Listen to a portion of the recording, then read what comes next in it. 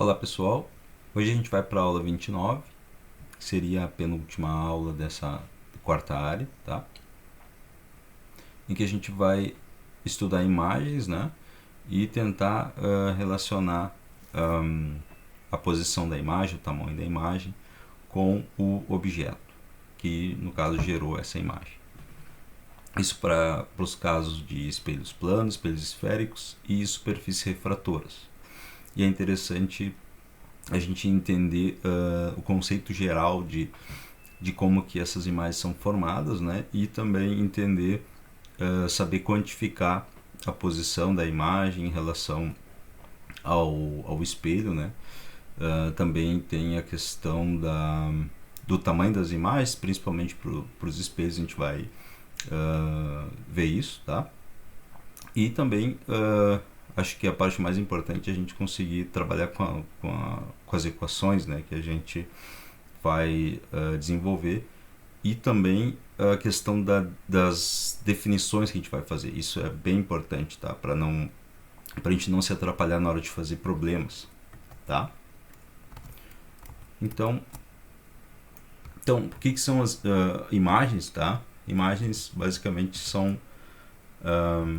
elas se formam, né, por causa justamente da incidência da luz visível do nosso olho, né?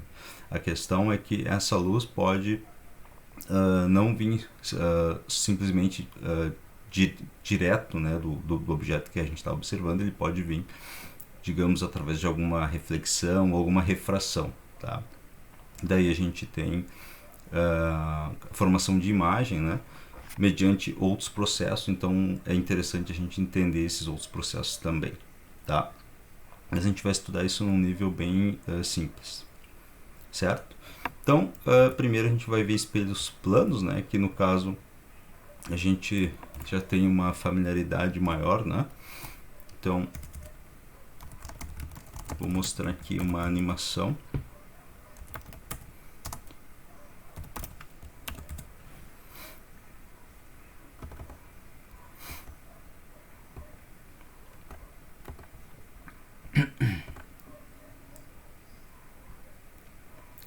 Então aqui a gente tem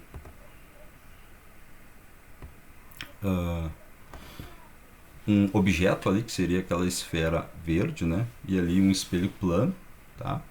E a formação da imagem, né? Digamos, na parte interna do espelho, né? E o observador ali, que seria aquele olho, né? Então qual seria o processo? Então a gente tem um raio, né, que está partindo do objeto, certo? E esse raio ele vai estar sofrendo uma reflexão nesse espelho, que para nós vai ser, quando a gente falar de espelho, a gente está pensando num espelho perfeito, né? Então um espelho que vai refletir toda a luz que incide nele, né? Então essa luz está sofrendo uma reflexão ali. A gente sabe que o ângulo de reflexão é igual ao ângulo de incidência, então tem que ser como se fosse uma esfera, uma bolinha picando na parede, né? Então a ideia da reflexão é bem essa mesmo, né? E para a gente obter onde vai ficar a imagem, ou onde vai parecer para esse olho, onde o objeto está, né? A gente pega dois raios, tá? Se a gente pega dois raios, a gente consegue traçar aquelas linhas que entram para dentro do espelho ali, e a gente consegue localizar a posição da imagem, tá? Então, em geral, a gente sempre pega dois raios, tá, que partem do objeto. A gente consegue daí localizar a posição da imagem, né? Como a gente está acostumado já, né? A gente sabe que a imagem ela sempre fica para dentro do espelho, tem o mesmo tamanho do objeto, né? No caso do espelho plano. E a gente tem aquela questão da reversão, né? Então, se a gente levanta a mão direita na frente do espelho, a gente vai ver a nossa mão esquerda levantando lá, né? Tá? E a distância também entre o objeto e o espelho, né? Sempre vai ser a mesma distância da imagem até o espelho, certo? Então a distância entre o objeto e a imagem, no caso do espelho plano, sempre vai ser duas vezes a distância, né, do objeto até o espelho, tá?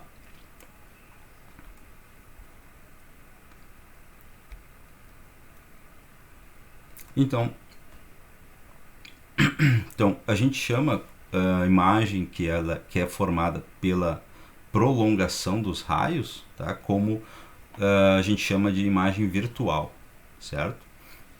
Então é importante vocês observarem isso aqui, tá?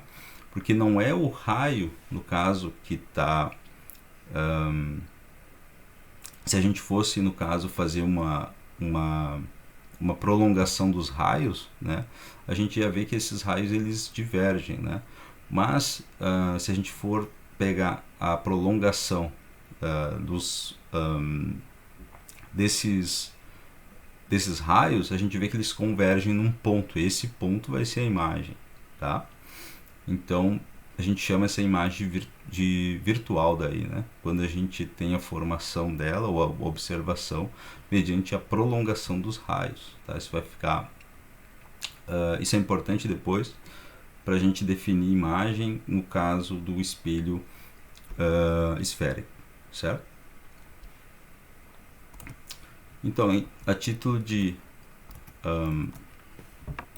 definições matemáticas, tá? A gente diz então que o lado do objeto, né, a gente vai chamar de lado real, tá? E a posição do objeto a gente vai dizer que é dado pela letra P, tá? E é um valor positivo, certo?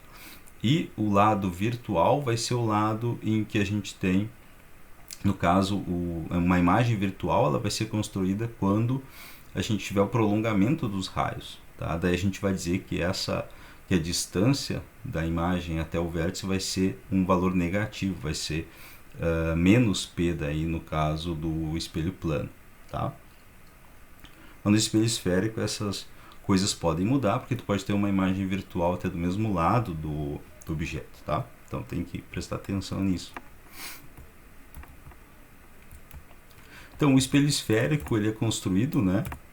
Então a gente pode pegar, por exemplo, aqui, a gente pode olhar essa esfera aqui, tá? Que na verdade é um círculo, né? Mas a gente pode pensar como se fosse uma esfera.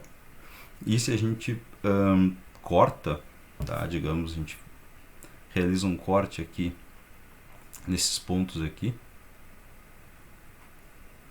tá?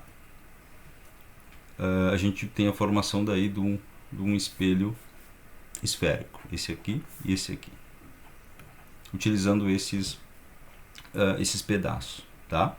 Então a gente vai ter esse eixo principal aqui, né, que é o eixo que passa pelo centro de curvatura dessa esfera aqui, né? E se a gente corta, a gente vai obter os espelhos. Então esses espelhos, ainda que seja só um pedacinho de uma esfera, ele ainda vai ter um centro de curvatura, tá? E se eu tiver com a parte reflectiva aqui interna, tá? Aqui, ó. Então a luz está vindo daqui, refletindo aqui, né? Aí eu vou ter um espelho que eu vou chamar de côncavo, tá? E se a parte refletiva for a parte externa, daí o objeto aqui, um objeto que tiver aqui desse lado, tá? Se ele está enxergando uma superfície com uma barriguinha, né? Daí vai ser um espelho convexo, tá? E se o objeto tiver observando aqui um espelho como se fosse com aquela cavidade ali, aí é um espelho côncavo, tá? Então tem que prestar atenção também na hora de entender que tipo de espelho que a gente está lidando, certo?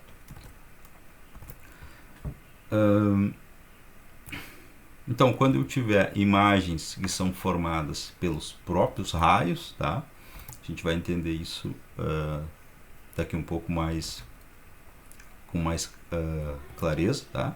Mas quando as imagens forem formadas pelos próprios raios, que não é o caso do espelho plano, tá? Daí a gente vai ter uma imagem real, certo? E quando a imagem for formada pelo prolongamento dos raios, daí a gente vai ter uma imagem virtual. Essa é simplesmente uma definição de nome e vai ser útil depois na hora de definir o sinal, tá? Da distância da imagem até o vértice do espelho, tá? A gente vai definir, quando a gente tem imagens reais, tá? Daí a gente vai ter aquele i positivo, tá? E quando a gente tiver imagens virtuais, aquele i, que é a distância da imagem até o vértice do espelho, vai ser um valor negativo. Isso é importante para as nossas fórmulas depois, tá? Então aqui a gente tem, como a gente definiu, como a gente viu antes, a gente tem aquele eixo principal, né? Aqui está como eixo central, seria uma linha basicamente que passa pelo centro de curvatura do espelho, tá? Entre o centro de curvatura e o vértice do espelho aqui, ó, tá? A gente vai ter a distância focal, ou foco, né? A gente vai ter o foco ali, entre o centro de curvatura e o vértice do espelho, tá? Tanto por um espelho côncavo ou por um espelho convexo, tá? Esse espelho aqui é côncavo. E esse aqui é convexo, tá? Então, se vocês notarem um objeto que vai estar emitindo raios por um espelho côncavo, tá? Ele vai estar daí, esses raios direcionando para o foco, os raios que chegam paralelos, né? Ao eixo central, eles vão se direcionar ao foco, certo? E como é o próprio raio que está indo, eu chamo de foco real, né? Certo? E a distância focal vai ser dada por esse Fzinho aqui, um F minúsculo, tá? E o raio de curvatura vai ser esse Rzinho minúsculo aqui. No caso do espelho convexo aqui também, tá?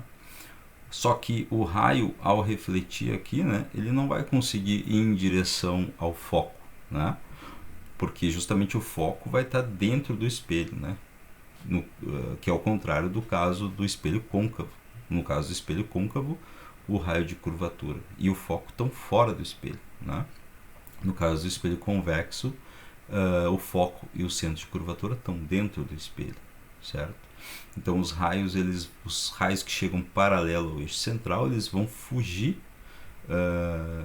e a direção dessa fuga é justamente daí o foco. Aí sim a gente pode dizer. Então aqui a gente tem um prolongamento dos raios chegando até o foco, tá? Por isso que a gente chama de foco virtual daí, tá?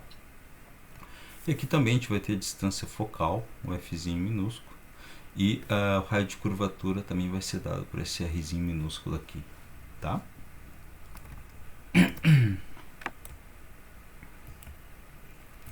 Então a gente tem um método, vários métodos para formar as imagens, né? E a gente vai ter um método baseado numa equação que a gente vai ver daqui a pouco.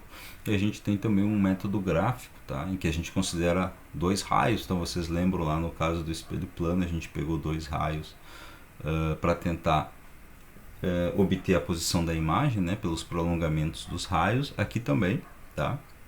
A gente vai pegar dois raios e ver se a imagem é formada pelos prolongamentos ou se são formadas pelos próprios raios, certo? Então a ideia principal é que eu tenho aqui um espelho, né? Tá? Aqui no caso eu estou fazendo um espelho côncavo. Aí eu vou ter aqui o eixo principal, né? Que passa pelo centro de curvatura, que está aqui fora, né? Porque é um espelho côncavo, certo? Aqui é o foco, né? Tá? Vou colocar aqui embaixo. E o objeto para nós em geral vai ser uma seta. Tá? E a gente vai se preocupar em obter a imagem da ponta dessa seta aí, tá? E o restante da seta a gente simplesmente complementa no desenho, tá? Então para esse particular exemplo aqui, tá? A gente vai então aqui, só para completar o desenho, aqui é o vértice, né? Que é o ponto de encontro entre o espelho e o eixo, né? Então no caso dessa imagem, dessa seta aqui, que está entre o centro de curvatura e o foco, né? Eu vou pegar essas duas imagens ali. Então, um raio chega paralelo ao eixo e se direciona para o foco. Ele vai chegar paralelo aqui e vai para o foco. Então, esse daqui é um raio, tá? Um dos raios. O outro raio, ele atinge o vértice, né? E reflete simetricamente aqui, né? Se eu for olhar com um zoom o vértice do espelho, eu vou observar uma superfície plana daí para esse raio, né? Então, por isso que vai ter ali uma reflexão perfeita aqui, né? Nesse vértice aqui, a gente vai observar uma reflexão perfeita, tá? Então, ele vai vir mais ou menos aqui, né? E os dois raios vão divergir aqui desse lado, né? E vão se encontrar justamente aqui. Então, esses são os próprios raios, tá? Que estão fazendo esse movimento aqui. Se a gente fosse analisar os prolongamentos, né? Esse raio aqui vai estar divergindo para cá, né? O prolongamento desse raio aqui. E esse aqui vai estar divergindo para cá. Então, dentro do espelho, a gente não tem uma convergência desses raios. Então, a gente não vai ter uma imagem formada dentro do espelho. A gente vai ter uma imagem formada aqui. Exatamente nesse ponto aqui, ó. Vai estar a ponta da nossa seta. Então, a gente só complementa o desenho daí, né? Tá? Então, a imagem vai se formar justamente do mesmo lado do objeto, né? E vai ser formada pelos próprios raios. Então, vai ser para esse exemplo aqui, vai ser uma imagem real, né? E uma imagem invertida também, uma imagem invertida em relação ao objeto, tá?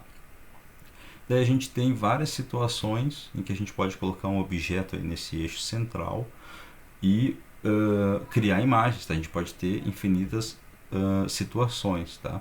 Aí eu vou mostrar uma animação aqui que mostra alguns casos, tá?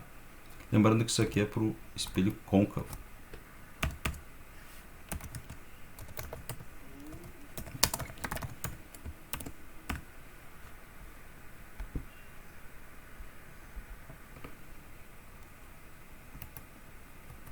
Acho que dá para ver. Então tá ali a nossa seta ali. E eu estou mostrando várias distâncias dessa seta até o vértice, né? E os dois raios que a gente está usando. Um dos raios chega paralelo ao eixo, depois que ele reflete vai em direção ao foco, né? E o outro raio ele reflete simetricamente ali no vértice, né? Ele reflete do mesmo com o mesmo ângulo, né? Então por isso que é um raio mais simples da gente desenhar. Daí a gente tem que ver as situações que a gente tem a formação da imagem. Então vocês notam que até chegar no foco, né? Então a gente começa com uma distância grande desse objeto para distâncias superiores até o centro de curvatura. A gente nota que para essas distâncias aí a imagem sempre se forma do mesmo lado do objeto, né? Só que essa imagem tem uma propriedade que ela é sempre invertida, né? E dependendo da distância ali até o centro, a imagem vai ser sempre menor que o objeto. Depois que passa pelo centro, a imagem fica sempre maior que o objeto, né? Para essas imagens reais, né? Então, todas as imagens ali, enquanto a distância fica anterior ao foco ali, tá? A gente vê que são imagens reais, que são imagens formadas pelos próprios raios, tá? Então, quando o objeto chega exatamente no foco, daí a gente tem uma situação que a gente não tem imagem formada, né? Porque a gente tem uma divergência dos raios, tanto no lado real quanto no lado virtual, certo? Os raios não se encontram. Aí, à medida que o objeto passa pelo foco, daí a gente começa a ter a formação de uma imagem virtual, né? Porque a imagem é formada pelos prolongamentos dos raios. E essa imagem, se vocês notarem ali, sempre vai ser maior que o objeto, tá? E é uma imagem virtual porque ela está se formando, a gente constrói ela pelos prolongamentos dos raios, tá? Então isso é importante como definição de imagem virtual ou real, tá? Então isso daqui é para um espelho côncavo, né? Então vocês notam que o objeto ele está enxergando uma cavidade em vez de uma barriguinha, né? Então e toda essa construção aqui é para um espelho côncavo, tá? E a gente vai depois tentar obter essas propriedades dessas imagens aqui utilizando uma equação, tá? Que a gente vai deduzir depois, tá?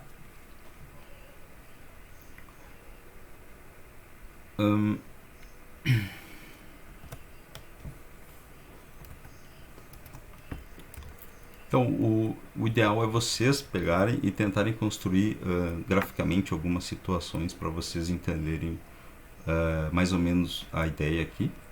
E tem os vídeos do YouTube que eu coloquei lá no Moodle também, que vocês podem observar essa formação de imagens aqui, tá?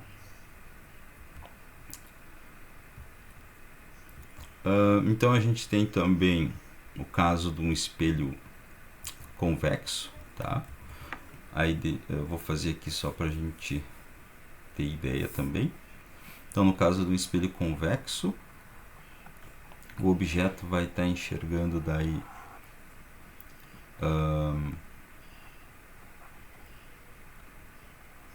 essa barriguinha aqui, né? Então o objeto vai estar aqui, o objeto está aqui, ele vai estar enxergando uma barriguinha, né? E o raio que vai chegar aqui paralelo ao eixo, ó, o raio que vai chegar paralelo ao eixo aqui, ele vai refletir, né? Porque isso aqui é um espelho, isso é importante de ficar claro, tá? Como é um espelho, o raio sempre vai refletir, tá? Quando a gente fala de prolongamento de raio, é simplesmente uma construção gráfica que a gente faz. Na verdade, não tem raio que entra para dentro do espelho, tá? A gente sempre vai ter reflexão aqui. E esse raio vai refletir na direção do foco aqui, tá? Então, aqui a gente vai ter o prolongamento do raio para cá, tá? Certo? Isso aqui é o prolongamento do raio. Depois que ele reflete, vai ter o prolongamento dele, tá? E o outro raio também vem aqui para o vértice e reflete simetricamente, tá?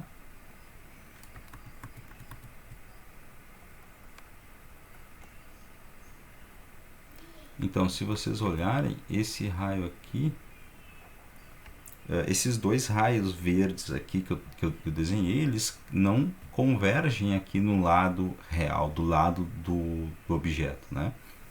Eles só vão convergir dentro do espelho. Então a gente vai ter uma formação de uma imagem virtual, né? Tá? Que é dado justamente pela convergência daí dos raios ali, né? Nossa seta vai estar aqui daí, tá? Vai ser uma imagem virtual menor e que não inverte, tá? Então a gente tem em geral essas três características para a imagem, né? Se ela é real ou virtual, se ela é invertida ou não invertida e se ela é maior ou menor que o objeto. Então nesse caso aqui a gente viu que a imagem ela é não invertida, menor que o objeto e real, tá? A gente pode ter várias propriedades para as imagens. E aqui no caso é um espelho convexo, tá? Certo? E eu vou mostrar também daí um videozinho dessa situação aí, tá? Então espero que fique mais ou menos claro daí, tá? Tá aqui. Então aqui vocês notam que nosso objeto está sempre do lado esquerdo, né, desse pedacinho de círculo, porque eu quero considerar aqui um espelho convexo, né? Então o meu objeto está sempre enxergando uma barriguinha, o espelho convexo, tá? E um dos raios sempre vai chegar paralelo ao eixo e refletir com o seu prolongamento indo para o foco, né? E o outro raio vai refletir simetricamente ali no vértice, né? e o seu prolongamento vai entrar para dentro do espelho daí, e a gente vê que sempre, no caso do espelho convexo, a gente vai ter uma formação de imagem pelos prolongamentos dos raios, isso é importante. No caso do espelho côncavo, a gente tem as duas situações, tanto uma imagem real pode se formar, como uma imagem virtual. No caso do espelho convexo aqui, a gente vê que a gente sempre vai ter uma imagem virtual, tá? A gente sempre vai ter uma imagem sendo formada pelos prolongamentos dos raios, tá? E em geral, sempre as imagens, no caso do espelho convexo, vão ser menores que o objeto e sempre vão ser não invertidos. Então, no caso do espelho convexo, ele é bem simples, né? O espelho côncavo que tem mais opções de tu inverter a imagem, ficar menor ou maior que o objeto, né? Então, tem essas características aí para vocês estudarem, tá? Então, a gente vai agora tentar obter uma equação para a gente poder achar a posição da imagem, tamanho do objeto, tamanho da imagem em relação ao objeto, tá? A gente vai fazer esse estudo aqui para esse espelho convexo aqui, tá? E a gente vai considerar que nosso objeto está aqui, né? Nessa letra O aqui, tá? Vou botar outra cor aqui para... Então, nosso objeto está aqui, essa letra O. A gente está estudando dois raios, né? Um dos raios está indo em direção... Então, notem que aqui a gente não está preocupado com o tamanho do objeto, tá? Um dos raios vai estar indo em direção ao vértice e voltando, né? Isso aqui é um espelho. Então, o raio vai e volta. Então, ele está sempre em cima do eixo, né? E um outro raio vai justamente partir desse objeto aqui, chegar nesse ponto A minúsculo e fazer uma reflexão, uma reflexão aqui, e vai, no caso, em direção a esse ponto I, que é onde a gente tem a formação da imagem, tá? Nota que esse raio não vai para o foco, porque esse raio não é paralelo ao eixo, tá? Esse raio aqui não é paralelo, então ele vai sofrer uma reflexão aqui e chegar até esse ponto. E é justamente nesse ponto aqui que a gente vai ter a formação da imagem, porque a gente vai ter ali justamente a convergência dos raios, tá? E não é, para esse caso aqui, um prolongamento, são os próprios raios que estão convergindo ali, tá? Esse ponto C aqui é justamente o centro de curvatura do nosso espelho, vai ser importante, tá? Então, esse raio que está refletindo aqui nesse Azinho minúsculo aqui, a gente sabe que isso aqui é um espelho, e se eu estou olhando para essa linha tracejada aqui, que está saindo do centro de curvatura até o ponto A, tá? Eu sei que essa linha tracejada vai ser a nossa normal aqui, tá? Essa linha tracejada aqui é a normal, porque justamente eu estou partindo do centro de curvatura de uma esfera. Então, se eu estou partindo do centro de uma esfera e vou para a superfície, essa linha, essa reta sempre vai ser normal à superfície. Então, a gente pode aplicar daí a nossa lei da reflexão aqui, né? O ângulo de incidência vai ser o ângulo de reflexão, que é esse θ aqui, ó, tá? Vai ser igual ao ângulo de incidência, que é esse θ aqui. Então, esses ângulos têm que ser iguais por causa disso, né? E usando essa ideia, a gente vai conseguir obter uma equação, tá? Então, esse R aqui é o raio de curvatura do nosso espelho, tá? Esse P é a posição do nosso objeto, tá? Então, uma dimensão ali, né? uma distância. E esse Izinho aqui vai ser a distância da nossa imagem, sempre em relação ao vértice aqui, tá? Certo? Então a gente vai usar esses triângulos que se formam ali para achar uma relação entre esses caras aí, tá? Então a gente vai pegar esse retângulozinho que forma entre eu vou escrever aí os pontos que vão gerar esse triângulo. Então vou botar aqui O, C, A minúsculo, tá? Esse aqui, ó, certo? A gente vai ter então um triângulo aqui, que a gente sabe que se a gente soma os ângulos, essa soma de ângulos dentro de um triângulo tem que dar π, né? Ou 180, certo? 180 graus, certo? Então aqui esse triângulo OCA minúsculo, né? Ele somando os ângulos ali tem que dar π, né? Então a gente tem aqui esse ângulo aqui, ó, tá? Esse ângulo aqui vai ser π menos beta, né? Então esse beta aqui é o ângulo desse triângulo de dentro aqui, né? Então aqui fora a gente tem π menos beta, né? Porque se a gente faz esse beta dar a volta completa ali até chegar de novo no eixo, vai dar π, né? Então π menos beta vai ser esse ângulo aqui. Depois a gente tem o θ aqui, né?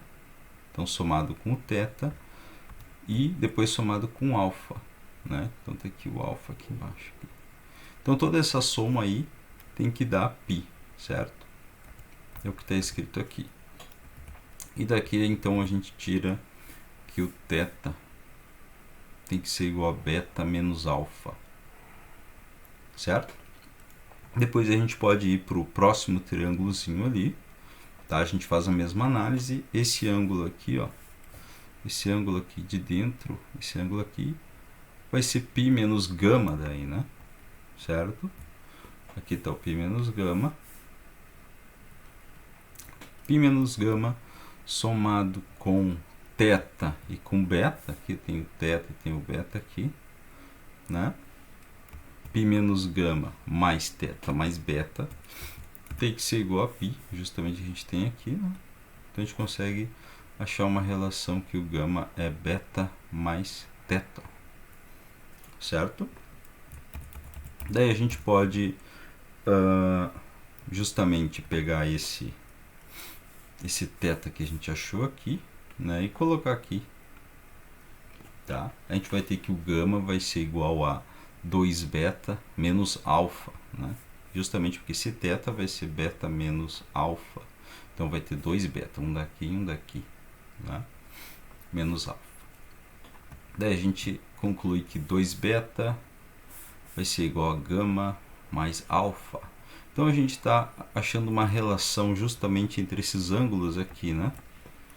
Entre esses ângulos que a gente está achando uma relação entre esses ângulos aqui, ó, que nos dão justamente a característica dessas diagonais aqui, né? O alfa, beta e o gama. Então o alfa vai estar relacionado com o objeto, né? O beta vai estar relacionado com o centro de curvatura e o gama vai estar relacionado com a imagem, né?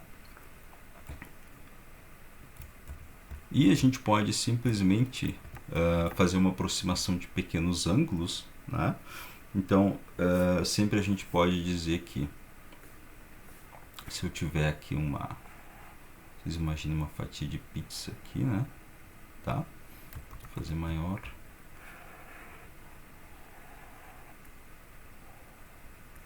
Tá? Então sempre que eu tiver aqui uma distância, tá? Vou chamar aqui de D, tá?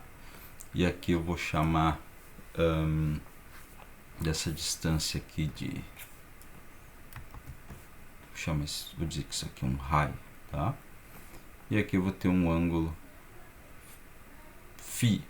psi aqui, né? Então sempre posso dizer que esse ângulo psi aqui, né? Ele vai ser dado justamente por esse D dividido por raio, tá? Isso sempre vale, né? Para pequenos ângulos eu posso fazer essa aproximação. E daí eu vou fazer essa aproximação para todos esses ângulos aqui, beta, gama e alfa, tá? Então se eu for olhar para o beta aqui, né? O beta, esse ângulo beta aqui, ele vai ser igual a esse arco AC aqui, A minúsculo, C minúsculo, né? Dividido pela distância até lá, que aí vai ser a distância até o centro de curvatura, vai ser esse Rzinho aqui, né? Então beta eu posso substituir por AC dividido por R. Então justamente o que eu fiz aqui, tá? E o gama vai ser o AC, o mesmo AC, né? Porque a gente está usando o mesmo cara aqui, mesmo arco, né? AC dividido por I minúsculo daí, que é a distância do vértice até a imagem, né? Tá? Então posso substituir o gama por AC dividido por I, e o alfa daí vai ser relacionado ao objeto, né? O alfa vai ser, eu posso dizer que é igual a AC dividido por P, que é a distância do objeto até o vértice, tá? E com isso eu vou acabar com essa equação aqui, que eu posso cortar justamente esse arco AC, que vai ser a mesma distância para todos, né? Eu acabo com essa equação aqui, onde eu passei esse 2 lá para baixo, né? Para ficar junto com o R. E eu vou dizer então que a metade do R é justamente o F, né? Como a gente já sabe. A metade do raio de curvatura, né, vai ser igual ao F. A gente viu isso aqui anteriormente aqui, né? A metade do raio de curvatura vai ser o meu F, a distância focal, né? Então eu substituo isso ali também, o F por R sobre 2. Aí eu acabo com essa equação aqui. Vocês já devem ter visto isso no ensino médio, talvez, né?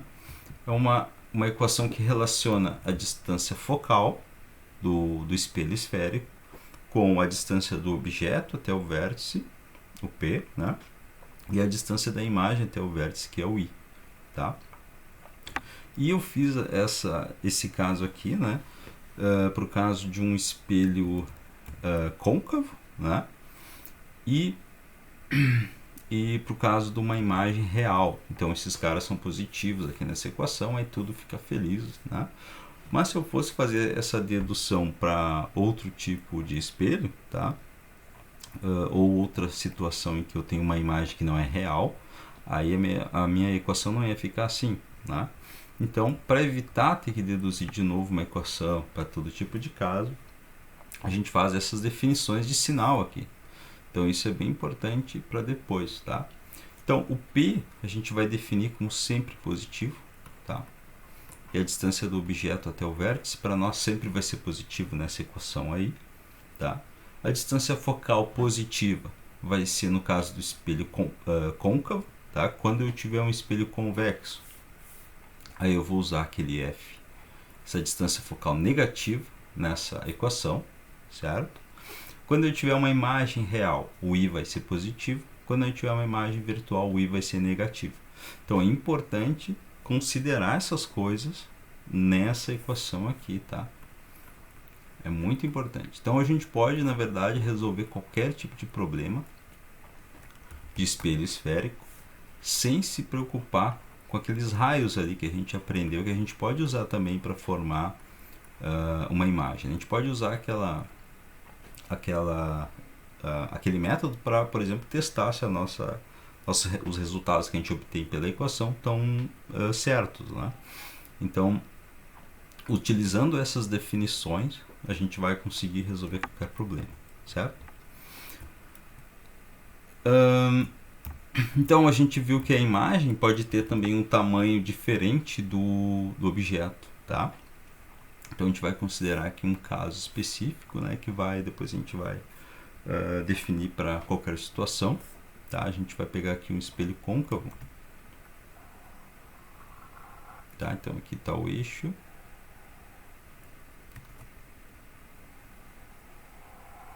Aqui está o eixo, aqui está o vértice, aqui está o centro de curvatura, aqui está o foco, tá?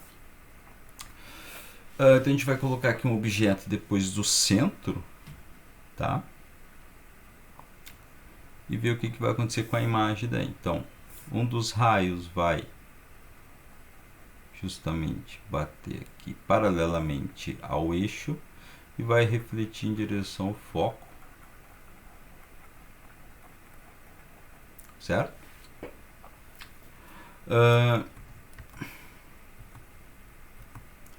Coloquei muito em cima,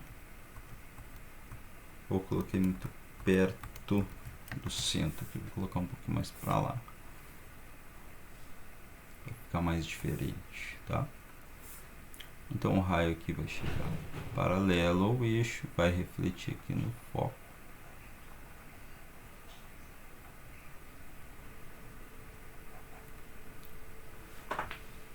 Certo?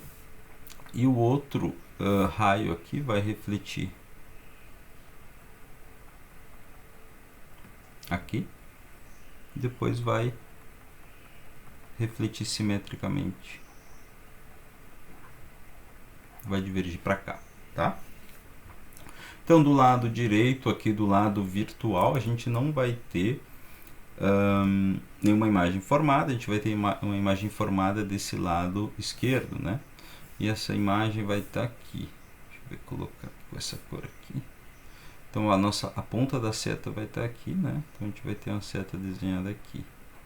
Então essa seta vai ser bem maior, né, que o objeto, né?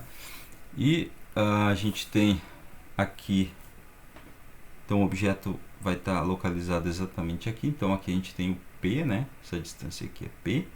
Essa distância aqui é o I, a distância da imagem até o vértice do espelho, tá? E a gente pode observar, né, que aqui a gente tem a formação aqui de um triângulo, né? E aqui a gente tem um triângulo semelhante, né? Certo? Porque a gente tem uma reflexão perfeita ali no vértice, então esses triângulos têm o mesmo ângulo ali, né? Então isso vai ajudar a gente a construir uma relação entre esses caras aqui, tá? Então pela igualdade desses triângulos aqui, então eu vou dizer que esse objeto tem um tamanho H e essa imagem tem um tamanho H', tá? H', certo? Então eu posso dizer que justamente a razão entre essas alturas aí, o H, vai ter uma relação com as distâncias, né? Então posso dizer que pela semelhança, né, dos triângulos aqui, o H' dividido por H, né, tem que ser igual a justamente I dividido por P, né?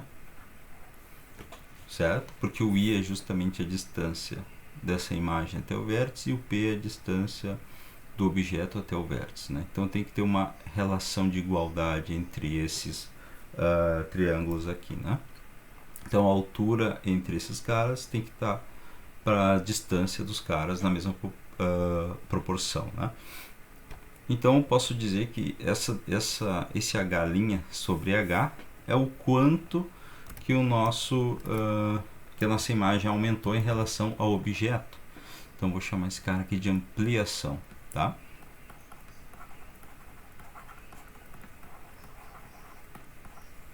Chamar essa quantidade de ampliação, tá? E eu posso, vou usar esse sinal negativo aqui na minha definição, ó, tá? Justamente para saber quando que uma imagem vai ser invertida ou não, tá? Então, se esse meu M, se eu tiver um M positivo, tá? No final das contas, aqui eu colocar meu I negativo e esse menos cortar o menos, eu vou ter um M positivo. Aí eu tenho aqui um caso sem inversão, ou sem botar não invertido, tá? Como está na maioria dos lugares. Não invertido. Uma imagem não invertida. E se eu tiver um M negativo, daí eu vou ter sim uma imagem invertida. Tá? Então tem que cuidar com essas quantidades aí. Então tu sempre pode calcular elas sabendo o P e o I, né? Então o P é sempre positivo. Quem pode estragar o sinal disso aí é o I, né? Então a gente pode fazer esse problema 1 aqui, tá?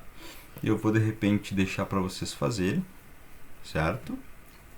E depois a gente pode ver o que vocês obtiveram. A gente pode discutir esse assunto na aula de problemas, tá? A gente pode resolver ele lá, certo? Mas a ideia é basicamente usar a informação que a gente tem. Então a gente tem o R, né? Então pelo R a gente pode achar o F, porque o F é a metade do R, né? E a gente sabe que é um espelho côncavo, então esse F tem que ser positivo, certo? Então daí tu já tem o teu F e o sinal correto do F.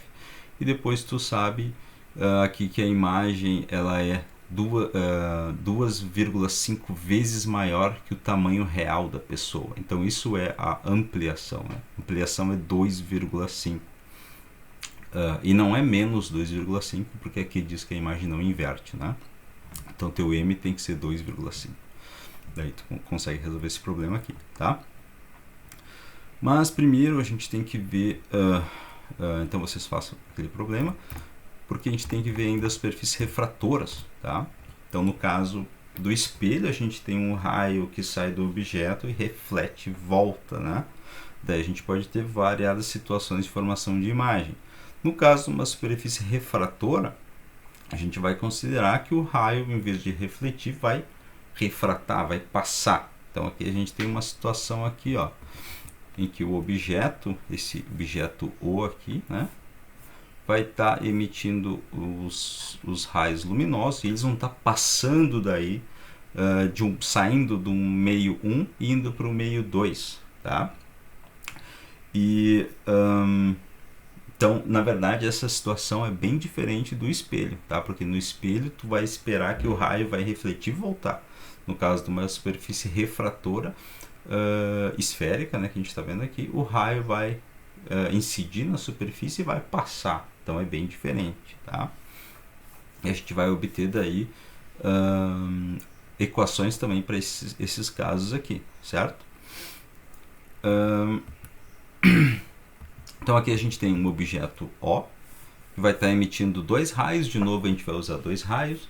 Um dos raios passa exatamente pelo vértice aqui, tá?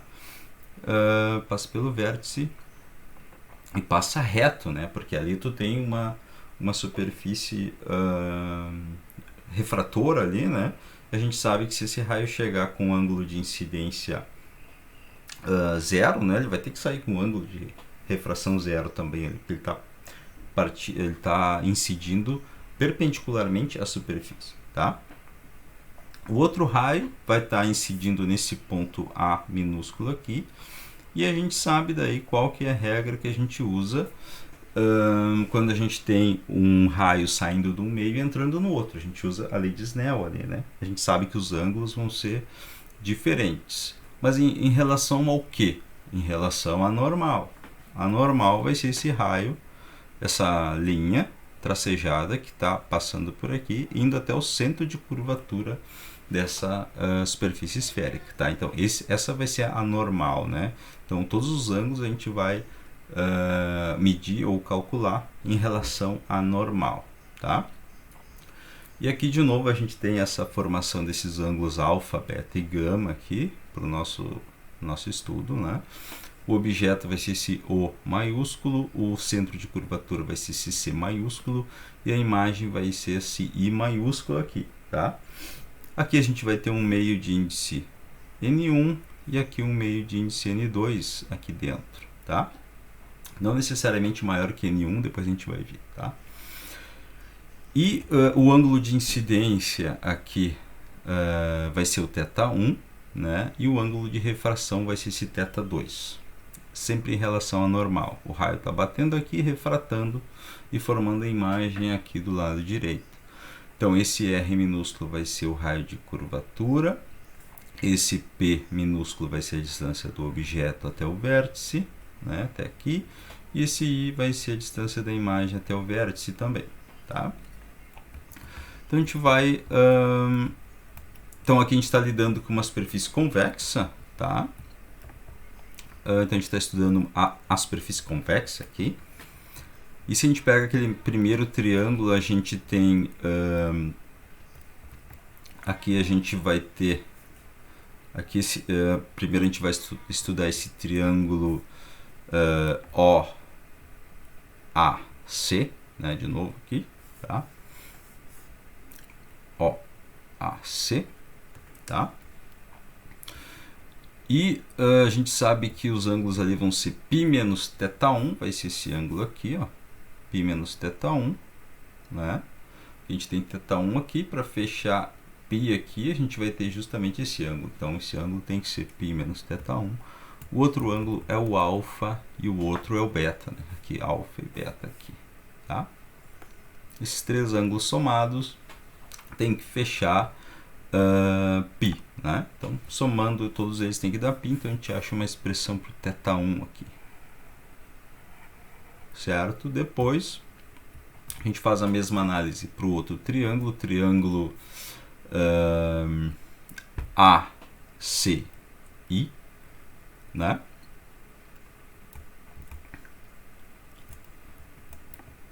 Então, triângulo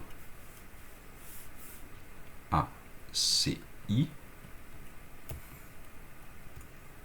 certo? Esse triângulo ACI aqui, a gente vai ter o ângulo π menos beta, né? Vai ser esse ângulo aqui embaixo, ó. Para complementar o beta, precisa de um ângulo π menos beta. Π menos beta mais gama mais θ2, né? Somando ali. Π menos beta mais gama mais θ2. Aqui tá esses caras. Somando tem que dar π. Então a gente acha essa expressão por θ2. Certo? E a gente sabe, pela lei de Snell, o que tem que acontecer aqui, né? Então, o N1 seno de θ1 tem que ser igual ao N2 seno de θ2. Essa é a lei de Snell. A gente já aprendeu, né? E a gente pode, de novo, aqui considerar uma aproximação de pequenos ângulos, né? Em que um seno de x ele fica próximo ao valor do x, tá? Se a gente pega na calculadora mesmo ali, o seno de um valor muito pequeno de ângulo, a gente vê que esse valor do seno vai ser muito parecido com o próprio valor do ângulo, né? Então, se eu uso essa aproximação, a nossa expressão fica bem mais simples, fica N1 θ1 igual a N2 θ2. A gente tem o θ1 e o θ2 aqui obtido anteriormente, aqui, ó, θ1 e θ2. θ1 é alfa mais beta, θ2 é beta menos gama. Então, colocando esses caras aqui, a gente fica com essa expressão, tá? Daí a gente pode de novo usar aquela aproximação de que o alfa aqui vai ser AC dividido por P, né? Tá aqui, AC dividido por P. O beta vai ser o AC dividido por R, aqui, tá? AC dividido por R. E o gama vai ser o AC dividido por I. Então, essa ideia é exatamente a mesma do caso lá que a gente fez no espelho esférico, tá? Isso vai facilitar para nós, porque a gente pode cortar o AC, né, que aparece aqui para todo mundo, tá? E a gente fica com essa equação aqui para caracterizar a imagem em superfície refratora, sabendo os índices de refração dos materiais e o raio de curvatura do material, tá? E também, obviamente, a distância do objeto, que é o P, né? Aqui, de novo, a gente deduziu essa equação para essa superfície convexa, tá? Se a gente fosse deduzir para outras situações, a gente ia obter outras equações. Então, para simplificar isso, a gente vai usar sempre essa mesma equação, né? Mas com essas definições aqui, tá? O P vai ser sempre positivo, o R vai ser positivo no caso de uma superfície convexa, vai ser negativo no caso de uma superfície côncava, o I vai nos dar positivo quando a gente tiver uma imagem real, tá? E vai ser negativo quando a gente tiver uma imagem virtual. A gente faz exatamente as mesmas coisas, tá? E aquela ideia também da imagem real ser formada pelos próprios raios continua valendo aqui. A imagem virtual vai ser formada pelos prolongamentos dos raios, tá? É a mesma ideia no caso do espelho esférico. Então, para esse exemplo aqui que a gente deduziu, por exemplo, a gente tem uma imagem sendo formada pelos próprios raios, tá? Então, um dos raios passou reto, o outro refratou no ponto A, entrou. Então, esses dois raios formaram a imagem, tá? Pode acontecer da gente ter uma refração em que os raios vão divergir aqui dentro e vão convergir fora. Daí a gente vai ter uma formação de uma imagem virtual fora da superfície refratora. Então a gente tem que prestar atenção nesses detalhes, tá? A gente pode ter variadas situações, mas sempre aqui no caso da superfície refratora a gente vai ter um raio que segue sempre pelo eixo principal, né? E o outro raio daí vai bater ali no ponto A, daí ele vai convergir, gerando uma superfície, uma imagem real, ou ele vai divergir, né? Formando uma imagem virtual fora da superfície refratora. A gente pode ter também uma situação em que o objeto está dentro da superfície refratora, né? Então a gente pode ter uma situação diferente dessa aqui, em que a gente tem uma inversão desses caras, né? Que vai ser o caso que a gente vai estudar nesse problema aqui agora, né? Tá? Esse aqui é um problema do mosquito jurássico, tá? Então é um objeto, o mosquito é o objeto, né? E ele vai estar preso dentro do material que vai ter um índice de refração 1,6, tá? Então vocês podem pensar aqui que a gente tem aqui um material mais ou menos esférico aqui, e o mosquitinho, no caso, então a gente vai ter um eixo aqui, né? E o mosquitinho vai estar preso aqui, certo? A gente vai estar observando ele de fora, né? Então, aparentemente, ele está a uma distância de 5 milímetros da superfície. Então, esse aparentemente já nos diz que... Deixa eu fazer isso aqui maior.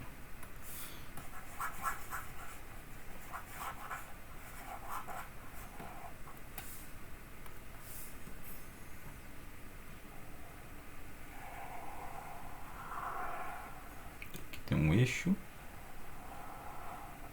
Tá? Então, o nosso mosquitinho está aqui. Então, aparentemente, ele está a uma distância de 5 milímetros da superfície aqui, né? Então, aparentemente, quer dizer justamente que essa é a distância da imagem. É isso que a gente está observando. Não quer dizer que o mosquito esteja exatamente nessa posição, né? O que a gente sabe é que o I vai ser... ou pelo menos o módulo do I, né? A gente não sabe o sinal ainda, se é uma imagem virtual ou real. O módulo do I é 5 milímetros, tá? Então esse objeto está dentro do material, então o N1, aqui vai ser o N1, né? O N2 vai ser aqui fora, que vai ser o ar, né? Então é 1, né? Tá? E dentro o N aqui é 1,6, tá? Esse é o material, né? Então qual que é a distância real da superfície? Então a gente tem que achar o P, né? A gente tem que achar o P. E ele está informando que o raio de curvatura do material aqui é 3 milímetros. Então, esse raio de curvatura, no caso, para o objeto, né, o objeto está enxergando uma superfície côncava. Tá? Então, a gente tem que respeitar o sinal ali da superfície côncava. É só a gente olhar aqui para a superfície côncava, o R tem que ser negativo, né? Então, esse R aqui, que é o raio de curvatura, tem que ser menos 3 milímetros, tá? Então, é importante entender essa questão do sinal, tá? Então, como que a gente vai saber? Então, basicamente, é aplicar a equação para achar o P, né? Mas a gente tem que saber o I, né?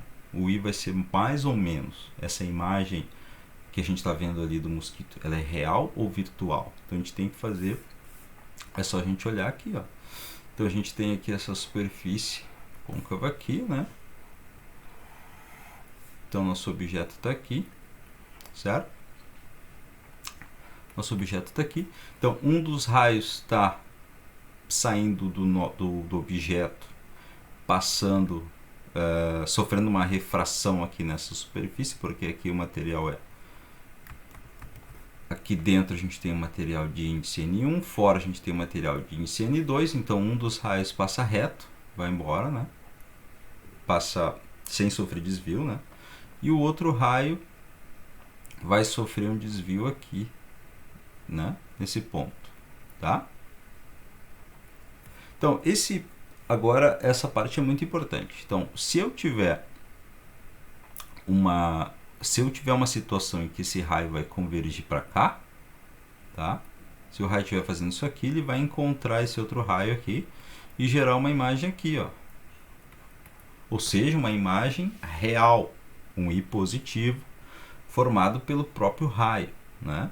Mas essa imagem ela não está aí desse lado. A imagem está dentro do objeto. Então, esse raio não está fazendo isso aí, né? Não pode estar fazendo isso aí.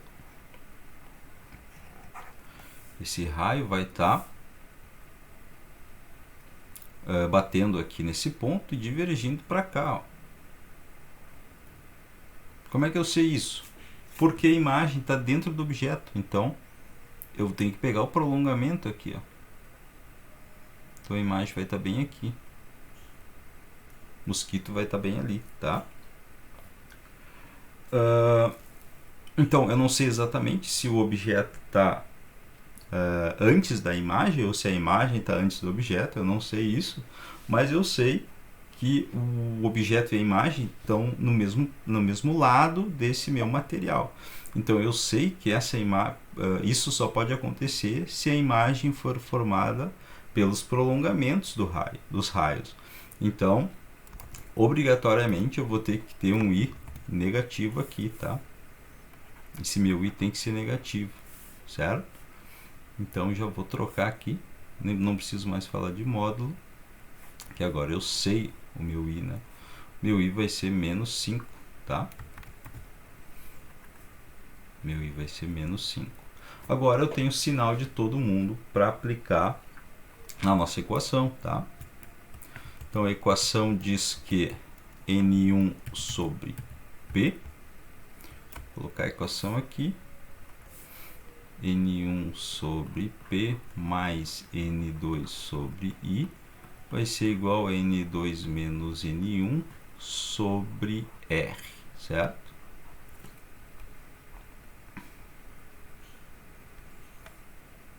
Então, meu N1 vai ser o índice do material onde o objeto está. Então, vai ser aquele N, né?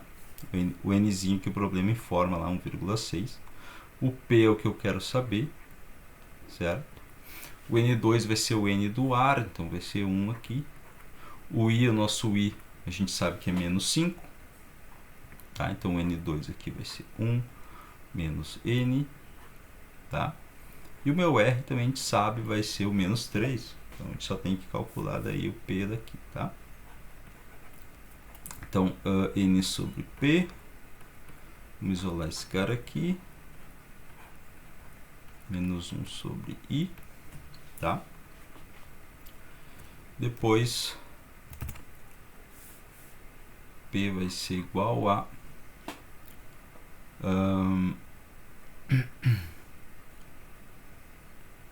vamos colocar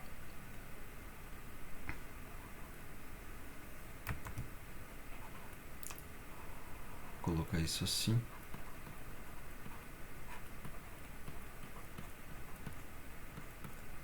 tá? Então meu P vai ser dado por isso, tá? N dividido por 1 menos N sobre R menos 1 sobre I. Agora a gente sabe o N, sabe o R, tá? Então o N aqui é 1,6, se eu não me engano, 1,6.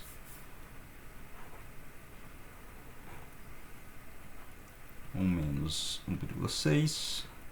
Meu R vai ser menos 3 milímetros. Então já vou deixar em milímetros, porque aí a minha resposta também vai dar em milímetros, tá? Menos 1 sobre I. O I vai ser uma imagem virtual, então vai ser menos 5, tá?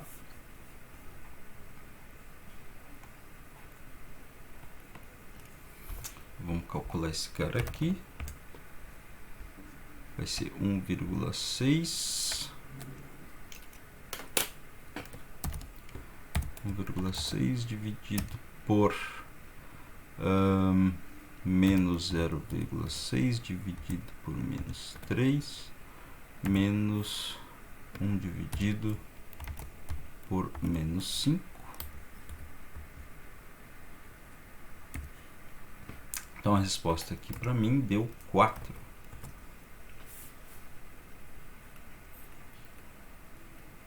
milímetros. Então essa é a distância do objeto até a distância real do objeto, né, até a imagem. Então a gente tem na verdade uma situação assim, né? Então o objeto está aqui, ó, 4 milímetros da superfície.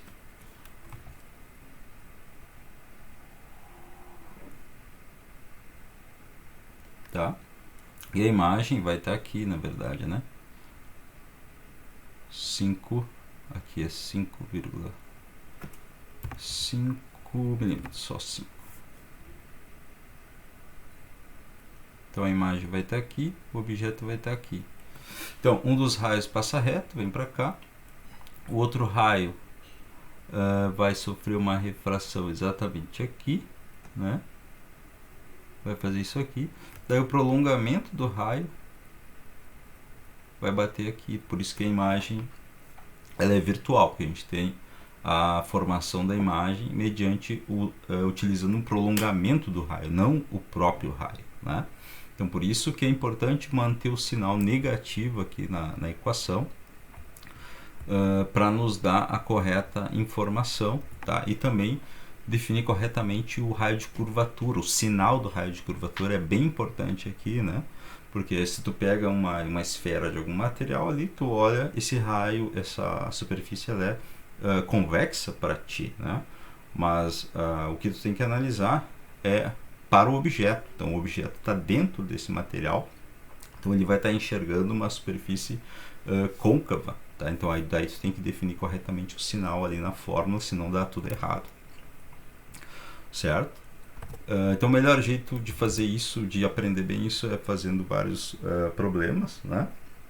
E prestando atenção nisso daqui. A equação é sempre a mesma, e as definições só que a gente tem que cuidar e tentar interpretar bem o problema. Isso também vale para o caso do espelho, tá? No caso do espelho a gente tem essas definições aqui e sempre essa equação, né? Mas a gente sempre tem essas definições de sinal, então tem que prestar atenção e se ligar que se é um espelho os raios sempre voltam, se é uma superfície refratora os raios sempre passam, né? E daí aplicar o que a gente aprendeu. Aí com isso vocês vão conseguir fazer esses problemas aí, tá, gente? Qualquer coisa me procura então, tá? Para tirar dúvidas, certo? Até a próxima então.